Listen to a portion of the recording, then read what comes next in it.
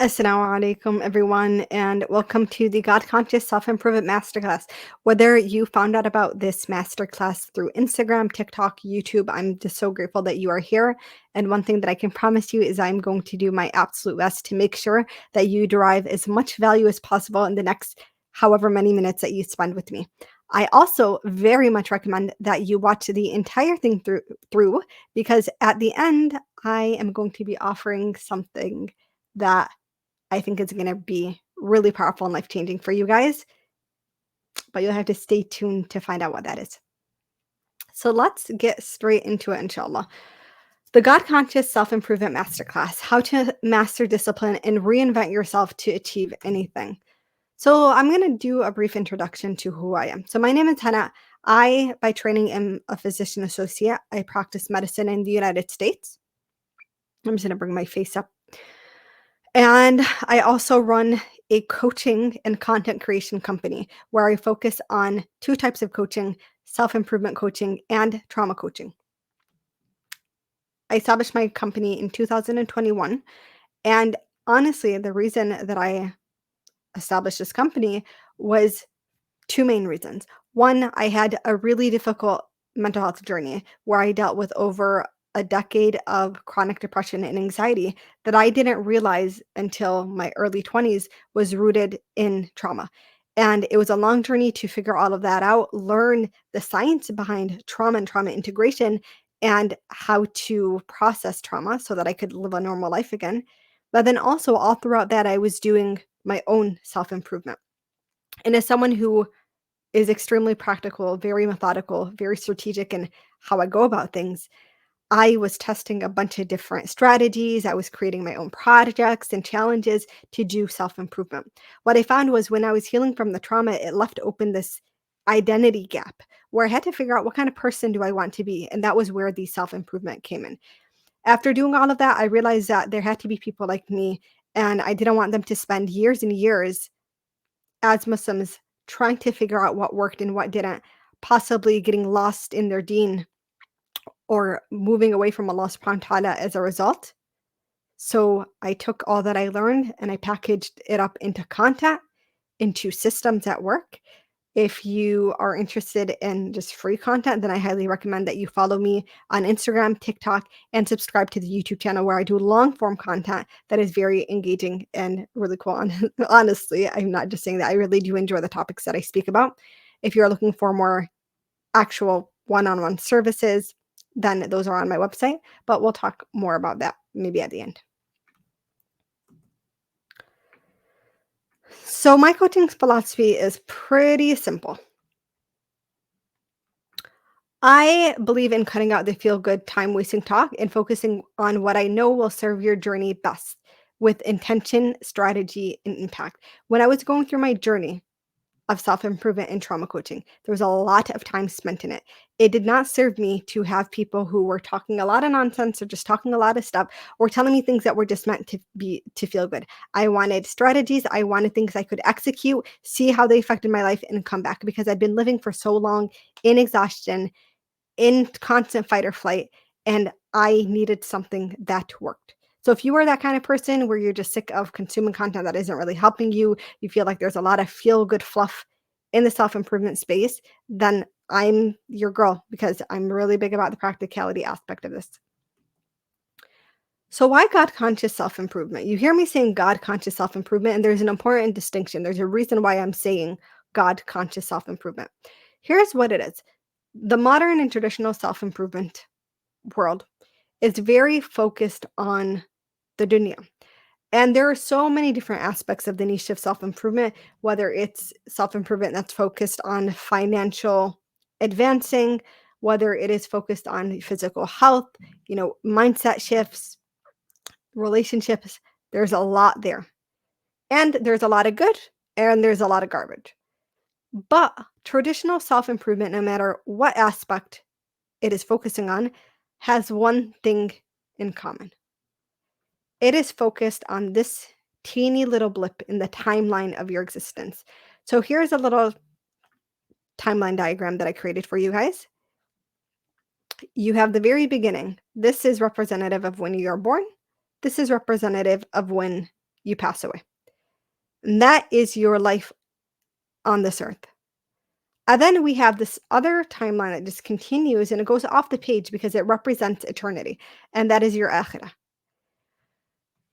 One problem I have with traditional self improvement and modern day self improvement is that it is so inefficient. And I say it's inefficient because it's focusing on this short period of time, which is your life, and neglecting the rest of eternity. What good is your fancy car and the money and how productive you are and how disciplined you are if you completely lose the akhirah? You're not going to care on your deathbed about how many Lamborghinis you have in your backyard, right? You probably won't even care that much about your legacy. You're going to care about where you're going. So that is the difference between traditional self-improvement and God-conscious self-improvement, is that God-conscious self-improvement sees you to the end. Traditional self-improvement, because it is so focused on dunya, it really helps you to get to a good place. But one thing that it also neglects is that what happens if you lose everything? What happens if you find yourself tanking in another season of hardship in your life? God-conscious self-improvement is focused on helping you in the good times of your life and in the bad times that are going to inevitably come. Helps you to build the skills, it helps you to build the mindset shifts, helps you to exercise certain habits, to learn how to develop a plan that is for you without sacrificing your akhirah and without allowing you to succumb to a life of misery because you were so focused on chasing a dunya that was never meant to fulfill you.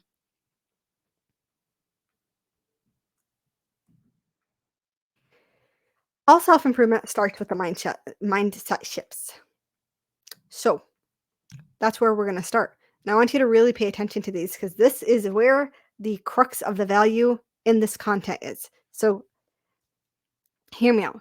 So mindset shift number one, if you're someone who's into self-improvement, but you want your self-improvement to serve you long beyond your dunya, then the first thing to understand is that Islam is a religion of discipline. So what do I mean when I say that? I literally mean Islam is the religion of discipline. Islam is a religion that in what it teaches us and what it asks us to exercise demonstrates the need for discipline. So I'm going to give three separate examples. So one is just the example of Salah. What religion do you know outside of Islam that requests of every single member to come out of whatever you are doing, whether it is working or watching a movie, hang out with friends, being with your family, 5 times a day, drop all of that, go make wudu and go pray. To be able to do that is a huge exercise of discipline. Another example of discipline is the fact that Islam encourages us to perform certain activities that are extra, that are not required, that also require a tremendous amount of discipline.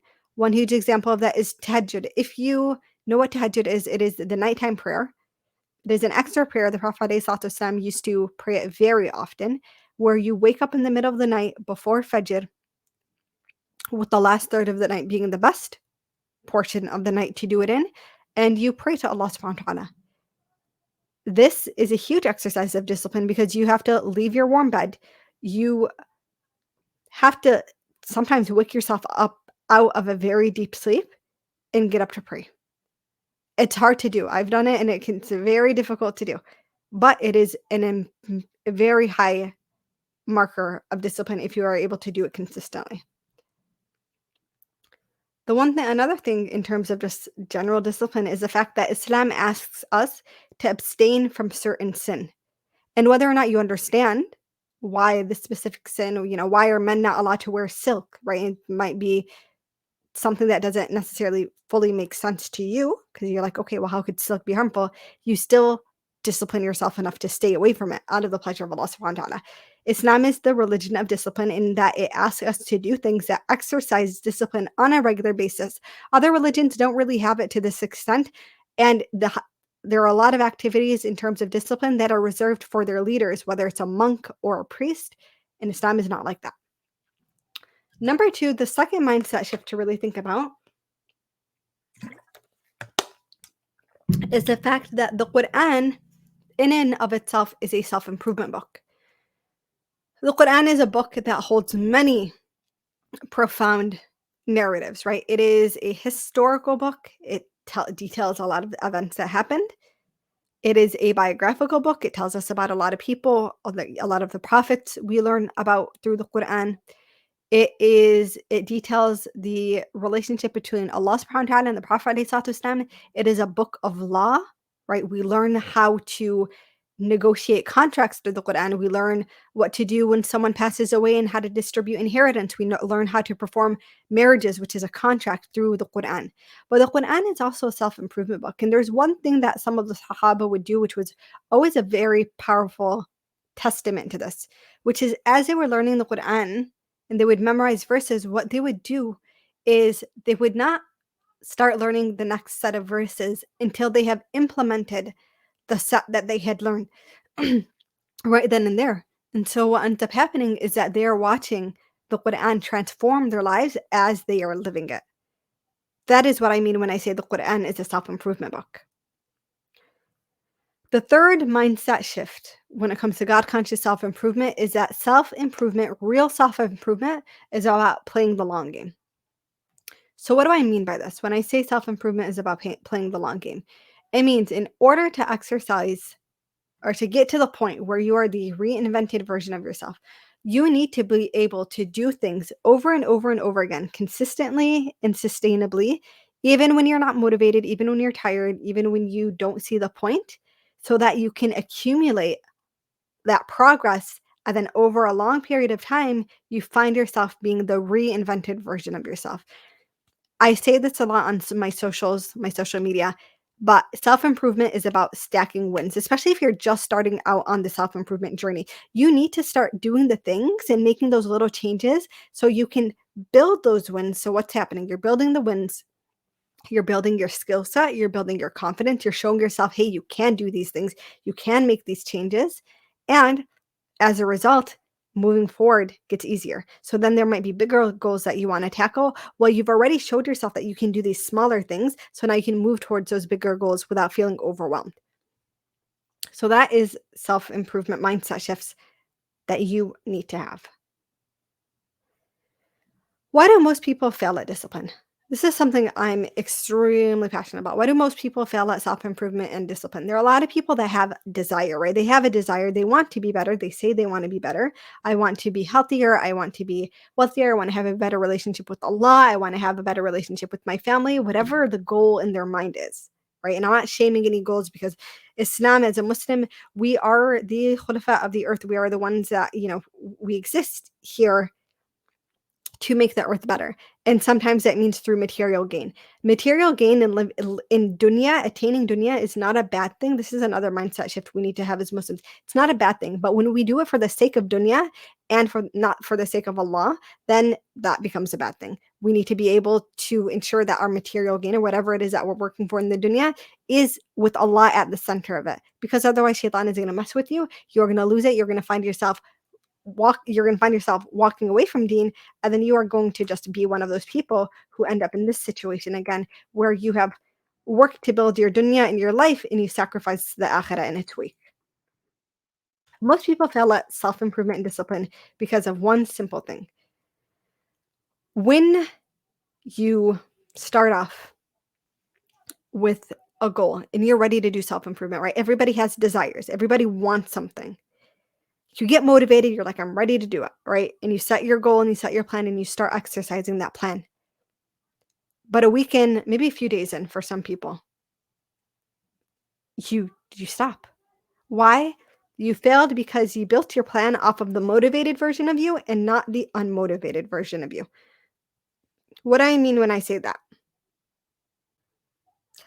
What I mean is that you built the plan based on the version of you that was ready to do anything and everything to achieve that plan. But which version of you was going to sabotage that? The unmotivated version of you. And that unmotivated version of you was inevitably going to come because what was driving the motivated version of you was dopamine. And dopamine is not meant to persist for several weeks, right? It's meant for a very short period of time. So you were supposed to capture that dopamine and put it to use But then you needed to think about the unmotivated version of you and what barriers and what plans and what can you set up to ensure that when that unmotivated version of you says, I'm too tired or it's taking too long or it's too hard or whatever it is, you can be like, nope, this is the plan that we have in place. This is how we're going to execute it. Build your plan off of the unmotivated version of you because that's who's going to sabotage your plan. So I'll give you an example. And this is one example I always come back to because it's one of the biggest goals that people have. It's like a goal that majority of people have. It's one of the most common New Year's resolutions, right? I want to get to the gym. Well, what is the unmotivated version of you going to do in that situation? When it's too cold or when it's, oh, if you're trying to go in the morning and be like, oh my gosh, it's too hard, right? It's too early. I don't wanna do that. Or maybe I'm too tired because I worked a long day if you're doing it in the evening. Maybe it's I'm too sore or whatever it might be. Okay, then maybe if it's you find yourself really struggling to go in the morning, you change the time to a time that you can go. Maybe it means that if you're too tired at the end of your day or you find yourself saying it's just too much to go home and change into my gym clothes, you put on your gym clothes under your work clothes. This is something I used to actually do. I would work my clinic hours until 9 p.m. And I knew if I went home, took a shower, I wasn't going to go to the gym. So what I would do is I would put on my gym clothes either underneath my work clothes, my scrubs, or I would bring my bag with me to change. And that way I had no excuse because I was already dressed. Half the battle was already won. Now I was just getting over to a gym. I switched over to a gym that had multiple locations because another excuse I found myself having is, well, I'm not close to a location because I was going to one that was privately owned and there was only two of them, but I worked really far away from them. So that is how you counter the thing that is going to inevitably make you fail at discipline. So now I want to talk about my system that I use to help my coaching clients. So this is called the AVR system. It stands for Awareness, Vision, and Reinvention. It is the AVR system for transformation and reinvention. And this system is extremely robust. It is very methodical. It is specifically geared and targeted towards each individual's goals and what they want to see, what version of themselves they want to see. So the next slides that you guys are going to see are going to specifically show you guys the system, but I just want to let you know I pulled the images from my website, which is specifically for my coaching clients. So some of the language just ignore. I'm going to be teaching you aspects of the system um, regardless. So you don't worry about some of the specific language that is for the program itself. So, but first, before we can talk about AVR, we need to talk about the R. What is reinvention? So very often when we talk about self-improvement, you hear a lot of like the use of the word transformation. I just used it, but I actually prefer the word reinvention. And the reason being is that reinvention, I feel, encompasses a much more powerful exemplification of what the changes look like. So when you reinvent something, you take whatever the item was or the product was in its original form, you dissect it, you look at what components it has, you see what has utility, what doesn't, you make changes, you modify, you test those modifications out, and then when you're all said and done, you have the reinvented version. The reinvented version doesn't neglect who you were. Doesn't neglect who you were. It just emphasizes the fact that this new version of you, it's not even a new version, the upgraded version of you has modifications that work better. So you want to be the reinvented version of you. If you're someone who is silly and fun, like you still want to be silly and fun, but you don't want to be silly and fun to your detriment, right? That's what the reinvented version of you is wiser, is more strategic, knows how to help you get towards your goals without losing yourself in the process. A lot of times people find that they lose themselves in the process because they're trying to manipulate the characteristics that they have to fit a certain narrative of what they think a self-improved person is. But you can have the aspects of you that make you who you are and also be self-improved and achieve your goals and be more disciplined and more productive, do better financially, have better relationships. You can have both. So we're going to jump right into the AVR system. So I am going to bring this back here. So the first part of AVR is awareness. Awareness, and I'm gonna go through this a bit quickly, right? Awareness is knowing where to start, knowing how to very intentionally extract the content and the wisdom to help you know, like, what is it that I even want to do? What does self-improvement mean for me? This is supposed to be a very personalized approach, right? So awareness means you need to identify what your limiting beliefs are. You need to start figuring out what the habits are that are not serving you. You need to figure out what are the pitfalls, the things that are unique to you that are sabotaging your progress, and what are the mindset shifts that you need. What are the elements of self improvement that you need to work on? This is where a lot of consumption comes in when you're just absorbing content. This is what awareness is. Then we have vision. So again, ignore some of the language again because this is pulled from my website and it's walking people through how I do my one-on-one coaching with the actual methods. But vision is basically the way you form the idea of what that self-improved version of you looks like. What does a reinvented version of you look like? And figuring out exactly what you need to do or want to do to get there. So that is what vision is.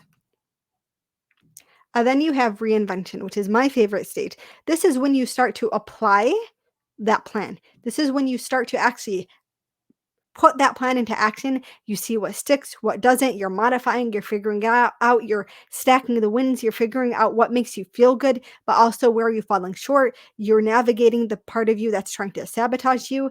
You also, in this part, you're adding new aspects into your plan, but you're also taking away, and that's where dopamine detox comes in. We'll talk about that a little later.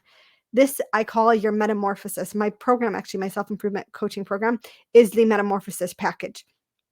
And this is how you sustain the progress. This is how you meet your goals. This is how you become the reinvented version of yourself. So now we've talked about AVR, right? This is the breakdown of the system of how you do self improvement. You build the awareness of the fact that you need to do it. You start consuming the content that is going to help you. You build a vision of where you want to end up being. This is where you're building out your plan. And then you reinvent it. You put that plan into action. You modify. You count the wins. You see your progress. Let's talk about a really important aspect of this is where in the reinvention period of time, a really important aspect of self-improvement, and that is hacking your brain. So, if you are talking self-improvement, no matter what you're watching, somehow, some way they're relating to this concept. Our brains are plastic. And when I say our brains are plastic, I don't mean plastic like literal plastic, something physically plastic. Plastic in that it changes and can rewire itself. That's what plastic is. It is neuroplastic, so it can make new connections, it can weaken old connections. It can change both chemically and physiologically. So we can actually see these changes of our brain on brain scans. Now, our brain is neuroplastic and can change, but it can change for better or for worse. And there are specific things that you need to do to prime your brain to create new circuits and to create new connections. And part of the reinvention aspect of self improvement is learning how to hack your brain and do the things that are going to prime it for those changes. And then you introduce the changes. This is where you're exercising that plan of self improvement. This is how you make those changes and how you get it to be so innately part of you that now those things that used to be so difficult are so easy for you. So, examples of what it can look like to hack your brain, right? You are taking on the actions that are going to optimize the way your brain functions. So, for example, you're leveling up your sleep, you're doing the things that you know are going to help improve your sleep. Sleep is extremely important in personal development. So important. If you are neglecting your sleep, you are literally damaging your brain. Number one. Two, your physical health, the physical body, if it is not optimized, if you're not doing things to improve it, all of these other aspects, the mindset shifts, those aspects of reinvention, you're going to be at a big loss because our body is housing a soul, and our body is also what limits our ability to interact with the world, right? So if we're not doing things that are enhancing our physical health, Well, we're neglecting our health. That's going to come with the bill comes due. You're going to deal with the consequences, and you're not going to be worried about self improvement because you're just going to be worried about surviving. Nutrition is also very important. And then just learning how your brain works is extremely important. Let's talk about dopamine detox in this stage because dopamine detox is a very powerful tool to hacking your brain. So, what is dopamine? Dopamine is the neurotransmitter, it is the brain chemical, it is the molecule of motivation. We used to think that it was just the molecule of excitement or like addiction because too much dopamine can cause lead to addiction. But dopamine is the molecule of motivation. Now, dopamine is not meant to constantly be spilling out of the synapses of our brain. It is meant to serve a purpose, right? It's supposed to drive our motivation, get us to do something. There's actually a really good book if you guys are interested. I have it right next to me. It's called Dopamine Nation. It is by Dr. Anna Lemke. She talks all about dopamine. But the thing that really has us messed up in our modern world is that throughout the history of time, for as long as humans have existed, dopamine came and went infrequently, right? There are very few things in terms of just trying to survive that would cause dopamine to spike. And now we live in a world where instant gratification is so commonplace that our dopamine systems are constantly spiking. Our brains are not meant to handle that much dopamine. And when you have too much dopamine, you burn out your dopamine systems in your brain. When you burn out your dopamine systems in your brain, it inevitably leads to depression. That is just the way it goes. So many people are dealing with burnt out dopamine systems and wondering why self improvement is so hard.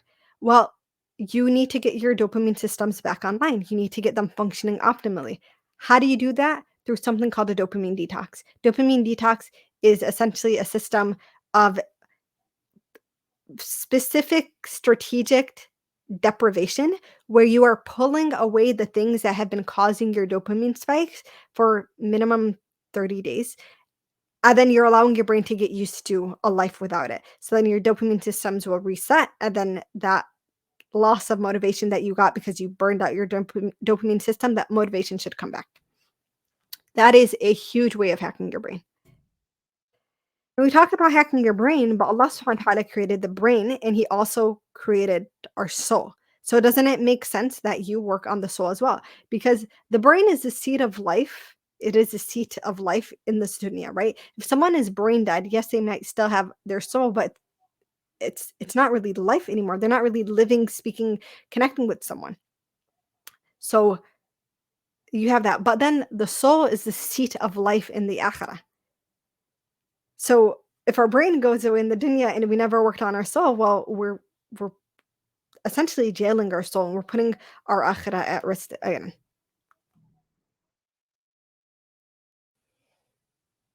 So in this process of hacking your brain and self-improvement, you need to be hacking your soul as well. You need to be working on it because there's a constant cycle of connection between the way our brain is optimized and the way our soul is optimized. So I talked a bit about the AVR system in the very beginning, awareness, vision, and reinvention. Obviously, I cannot do the full-blown system with you. I do it through my self-improvement coaching program. It takes several hours to get through that, and it is individualized and personal to each individual's goals. So, what I am going to do is I still want to make this extremely practical for you guys and give you something that is of benefit. I am going to do an AVR mini session. So basically, I'm going to take it and just break it down to something that you would be able to apply immediately. So how do you do AVR mini? So first is identify one habit you want to implement. Yeah, identifying that is the awareness aspect of it. So what is it that you want to work on? What's something that you're struggling on? What is something you want to change about yourself? Number two is have a robust why. Now, when I say that, I mean you need to really understand the reason behind the change you want to make. What will it do for you in your life if that change is there? If you implemented that change and you became that reinvented version of yourself specific to this habit, what would it do for you? So let's go back to the the physical activity exercising example, right? So many people want to do it, but what would it do for you? If your goal to go to the gym is just so you can look good, for some people that might motivate them. For the majority of people, that won't, because once you start bumping into the actual difficulty, the strain, the time it takes you, the soreness after, all that stuff, it might not be a big enough why. But if it's, I want to be healthy, I want to optimize my cardiovascular health, I want to protect my joints, I want to reduce the risk of certain diseases that run in my family, I want to live a healthy life so I can be a good example to my children, that's a robust why. And when you have a robust why like that, you're much more likely to stick to the goal. So identify one habit you want to implement and have a robust why. The why is your vision. Now, the next thing you need to do, this is part of the mindset shifts, is minimize the habit so that it is attainable. A lot of people fall short because they get super overwhelmed when it comes to their goal and then they just give up. So what you do with this habit, because this is AVR mini, you're not working with someone like me, you don't have a full-blown systematic plan to get you going. So if you're doing this alone, we want to make sure we're optimizing your chances for success. Take whatever the habit was you wanna go and break it down to what can I attain right now realistically. So, now that you've done that, right, and so it's like, okay, let's say your goal is, like, to get super physically active, you wanna get physically fit. There's a nutrition aspect of it, there's a physical activity aspect of it, it's figuring out, do you want to do a focus on hypertrophy? What are you gonna do for your for increasing cardiac output? What supplements are you gonna use if you're gonna use anything? What equipment do you want? What are you gonna be working with the trainer or not? All of these things can get super overwhelming very quickly. So instead, how about we start off with something like, okay, I was at 0 physical activity. Now I'm going to start going on walks every day.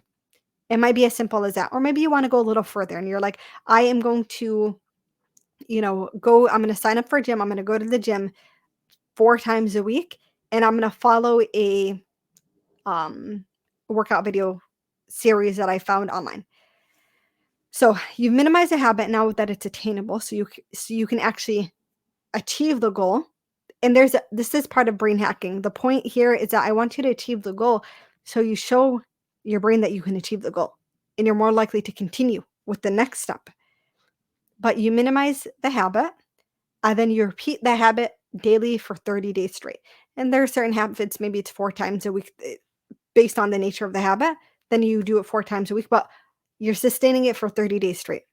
So you identified your habit, you have a robust why, you minimize it so it's attainable and you can actually achieve it, and then you repeat the habit daily for 30 days. When you do that, what happens? This habit becomes a part of your self concept. It becomes a part of you, who you are. Now that you've done that, your brain can see, oh, we can sustain things for this long. And it is now much more likely that you are going to be able to achieve the next step in that habit forming. So, what do you do? Rinse and repeat. Now you can add in something new, right? Maybe it was just getting into what, maybe you were doing the walks thing. You were just walking. Okay, very cool. Now I am going to join a boxing class. Or now I was going to the gym. Now I'm going to start introducing a split to my workouts. Now I'm going to introduce nutrition aspects. Now I'm going to work with someone who trains or pay some money to have someone build me a meal plan, whatever it is. This can be used for literally anything. Any goal, any habit, whatever it might be, and as big or small as you want it to be. I'm just trying to make it as simple as possible for the people who are completely new to it. So now I've given you a very practical means of starting your self-improvement journey if you are completely new to this. These are pitfalls to avoid because people quit. And remember when I talked about the way the unmotivated version of you will sabotage you? These are things you need to keep an eye out for. So first and foremost, If you are chasing the productivity, when I say productivity, I mean like producing results. Without rest days, you are going to burn yourself out. This is more so a concept for later on in your self improvement journey. If you really get so into it that you don't give yourself grace when you do slip up, you are going to create a toxic association with self improvement and you are going to burn yourself out. Number two is trying to eradicate inherent parts of you instead of enhancing what you have or minimizing what you don't like. Remember when I talked earlier on about personal improvement being very person specific and that reinventing is about taking aspects of you that are already there that are great and repackaging them so that it serves you instead of harms you? This is what I'm talking about.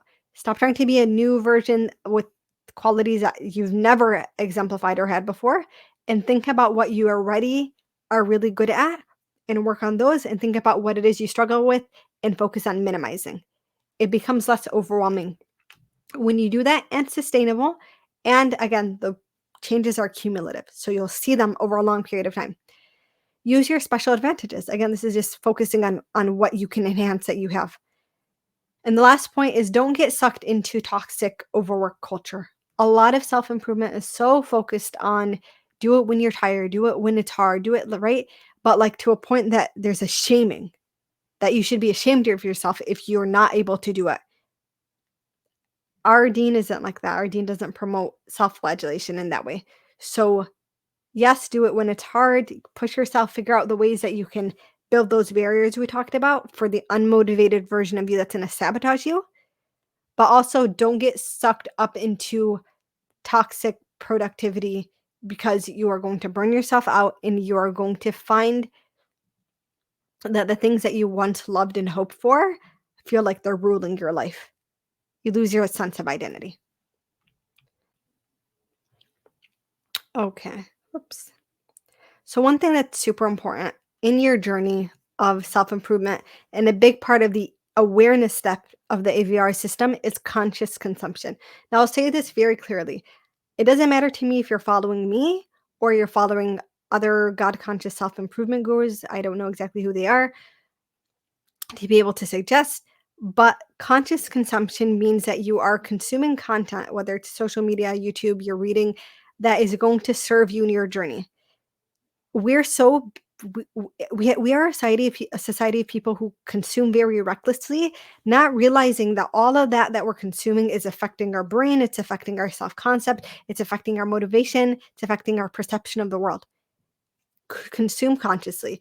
If you like my content, I try to be very intentional, very practical, very powerful with the content I give.